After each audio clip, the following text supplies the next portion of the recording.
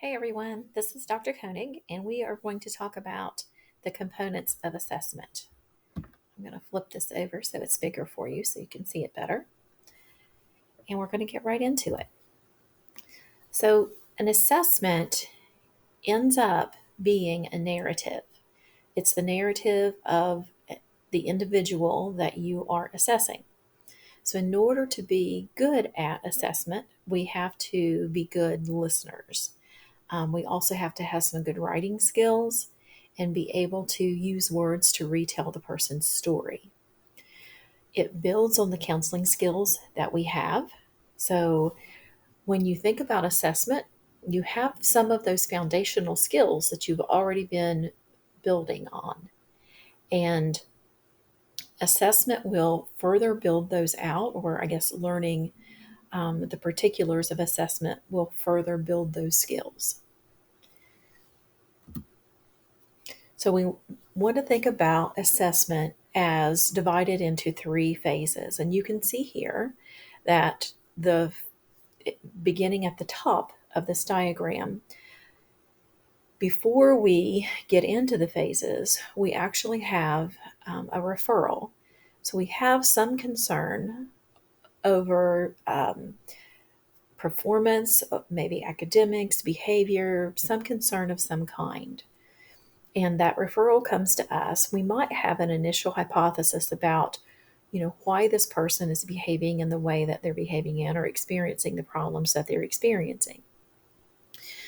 We try to get as much information as we can from our referral source and then develop a plan as to what type of assessment instruments we're going to need and how we're going to approach the assessment itself. So then as if we follow this around toward the right side, we're going to do some thorough testing, and then we're going to reevaluate to see if our hypothesis was correct or not correct. And I want to caution you when you're doing assessment that we should not be trying to look for things to support our hypothesis. Remember, whenever we were in research class and we were talking about hypotheses, one of the things that we do is we try to disprove our hypothesis. So if we're only looking for information that supports our hypothesis in the positive, then we're going to come out with a biased report that may neglect some of the person's strengths or may be inaccurate.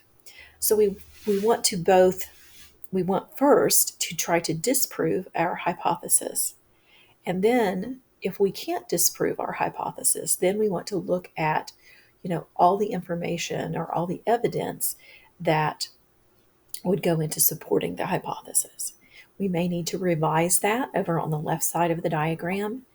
And it's possible that we may even need to repeat the cycle and do more assessment before we actually can make a report and make recommendations to whoever has referred this person. So here you will see some examples of assessment forms. These are things that I have just lifted out of your essentials text. They are there. There's links to them. I would encourage you to pull those out and adapt them for whatever setting that you are working in. You might add more, you might detract or delete some things from them. If you work closely with a referral source that's constantly referring folks to you, you might even make a section here for them to add their referral questions on the initial form and include this as part of their initial referral. If it's someone that you don't work with all the time, then once the initial referral's been made, they might send you some questions, but then you're probably going to have to get back in touch with them and have them complete this form or a form such as this. The other thing that we always want to do is we want to make sure that we're getting a lot of collateral information or as much as we can get. So I've included this release of information, and I'm sure that if you work in a clinical setting, your organization has these and you probably use them all the time. When it comes to assessment, we want to make sure that we're getting collateral information from the referral source, if that's a school or if that's a court or if it is, some other entity. We want to get the information that they can provide, and then that might give us clues about where we can get other information about the person that we are going to examine. We will also get information from the person during the clinical interview and as part of that, the psychosocial history process. So, all of those that we think can contribute to the background history of this person, we want to send a release of information to that entity, and we want to get as much information as we possibly can to create that rich background and context for whatever is happening, and to framework our report. Okay, so the clinical interview, it should be or can be guided by a very thorough psychosocial history form. I've included one of those. I think what I included online doesn't have a developmental section, which should be added because a thorough form will include a developmental section as well. If you start with giving the person the psychosocial history form and they complete that, I find that that is a great way for me to use it as sort of a checklist as I'm going through my clinical interview with them. Sometimes you'll find that folks skip over part of their, history in the form. It might be something sensitive. It might be something they don't want to talk about. It might be because they have dementia. It might be, because they've had a head injury. It could be because it's just something that they would like to avoid. So having them fill out the psychosocial history form, reviewing that before you start the clinical interview, will help you know sort of where you need to touch on that might have been neglected when they were filling out the form. And it also gives me sort of this framework in my head to make sure that I'm touching on everything that I need to touch on throughout the interview. I don't have to structure the interview with the person in the same order that it is on that form. In fact, that would seem sort of awkward, I think, because there would not be much flow of conversation that way. So, my preference is to use it as a sort of checklist to make sure that I'm not missing anything. I sometimes would even go back and say, now before we end up, I want to make sure that I'm covering everything that I need to cover. So, give me just a minute here to review, and then I will review that form, make sure everything's filled in. If there's any questions that I've noted to myself, I'll address those if I haven't already done so. So that is my preference. So that works for me. So as you get assessment expertise and as you get interview expertise, you will develop something that works for you. You want to make sure that you're allowing the referral questions also to guide the interview, because it's not going to be a very useful interview if at the end of it you can't answer the questions that the person was referred to you to answer. Also, if you haven't developed any hypotheses at this point, you probably will begin to develop some during the clinical interview, just like you do whenever you're having a conversation with a client, not necessarily for assessment purposes, but as they talk and you converse with them, you begin to have some ideas about what may be going on with them. A clinical interview should always include a mental status exam. You should also make some notes of behavioral observations and the person's attitude toward the assessment. Were they cooperative? Were they very guarded? Were they uncooperative? Were they hostile? Those types of things will become important when it comes to interpreting the data that you've got and the quality of the data that you have. Oops. Okay. So a data chart is a really good way to pull all of your pertinent information together in one place. So you're going to have a lot of information.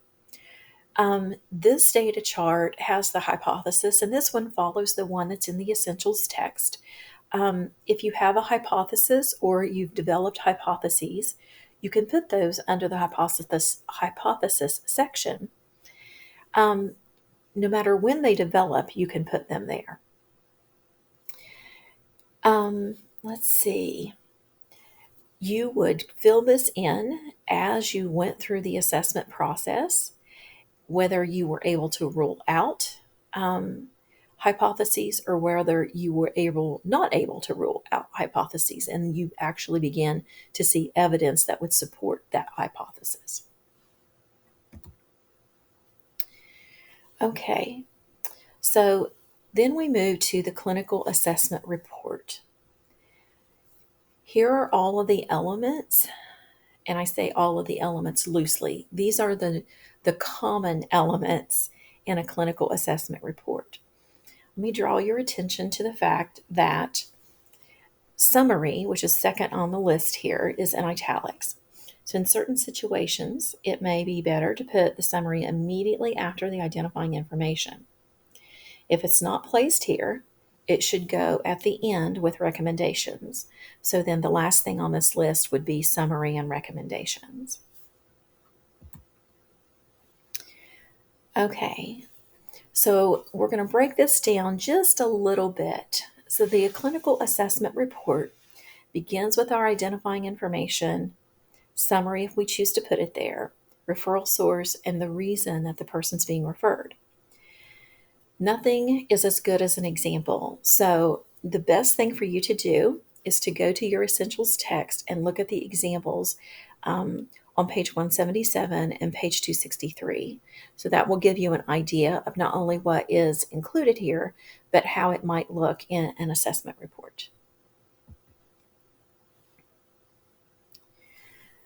Okay, and then we come to assessment procedures. This is usually a very short section. It is a description of the process used in assessment. Again, refer to the examples in the essentials text for details about this section. Then we come to background information and behavioral observations. I touched on this a little bit ago when I was talking about collateral information, receiving that information. So this is where you would begin to take the referral reason, information from the referral source, information from all of the other sources, whether that's school, parents, classroom teacher, guidance counselor, a court system, university, basically any place else. It could be where the person got therapy before they came to see you. They might have been hospitalized. They might have been in several different clinical settings.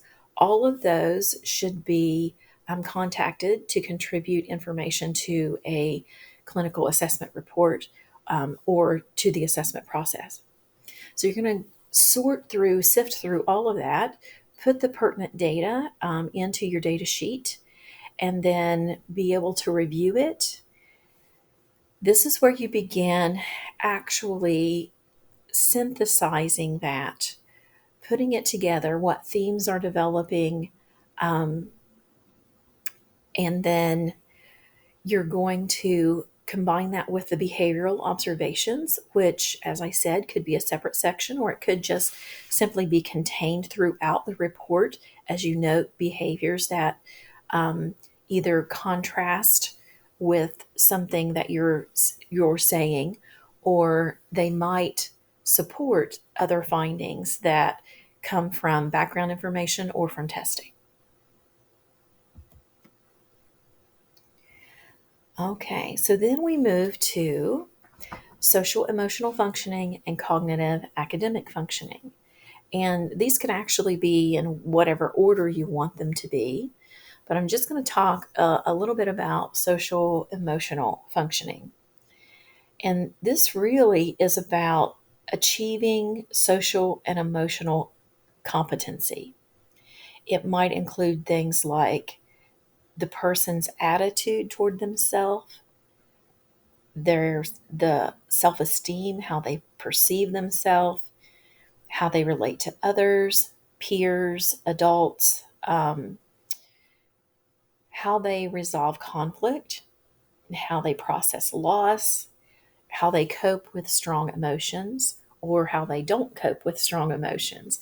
So, if they have difficulty in regulating their emotions, that would be something that would be included here. There are assessments that focus on social and emotional functioning, which can be performed and would go under this section. And then cognitive and academic functioning, I think that's fairly self explanatory. Usually, this is going to be your intelligence test, your academic achievement tests, maybe learning styles, and then the subsets of those tests to describe in more detail what that functioning looks like, where the strengths are, and where the weaknesses are. Then we have a section called clinical impressions. And this really is just your impression clinically from everything that you have learned through the collateral information, the referral source, and your own testing of this individual. So you're going to note here anything that is significant, clinically significant. If it's going to impact the client's functioning, put it here. You want to make sure that anything that is positive is included, but you also want to make sure that if there are things that are going to impact the person's functioning in a negative way, that you're also including that. As I say that, I want to just make sure that as you are discussing your clinical impressions, that you are being honest and accurate in what it is that you're stating, but we also want to come from a strengths perspective. So, as counselors, that's what we do, right? We try to find the person's strengths and we work from their strengths to help them overcome any weaknesses, challenges, or deficits that they have. Then we have the diagnostic impression, and this is going to be your diagnosis. They might have more than one diagnosis. If so, you're going to include that here. Most assessment reports, if it's being paid for by insurance, is going to require you to have a diagnosis, but it's good practice to include that. If a person does not have anything that they can be diagnosed with, then note that as well. So you're going to put no diagnosis here. And then we come to the part of our report that includes recommendations. The summary and the recommendations are really what the referral source cares about, more than likely. Unless it's another clinician, they're really going to skip over the meat and potatoes part in the middle, and they're going to go straight to what's the summary and what do we do about it. So when you write your recommendations, you want to make sure that your recommendations are prescriptive. And what we mean by that is they should provide a method or an intervention to address the issues that you're speaking to. The guidance should be clear. They should be positive. It should draw the focus to what can be done. Recommendations should be practical. In other words, implementing these recommendations should be something that can be reasonably expected to make a positive impact. And then your recommendations should be possible to implement.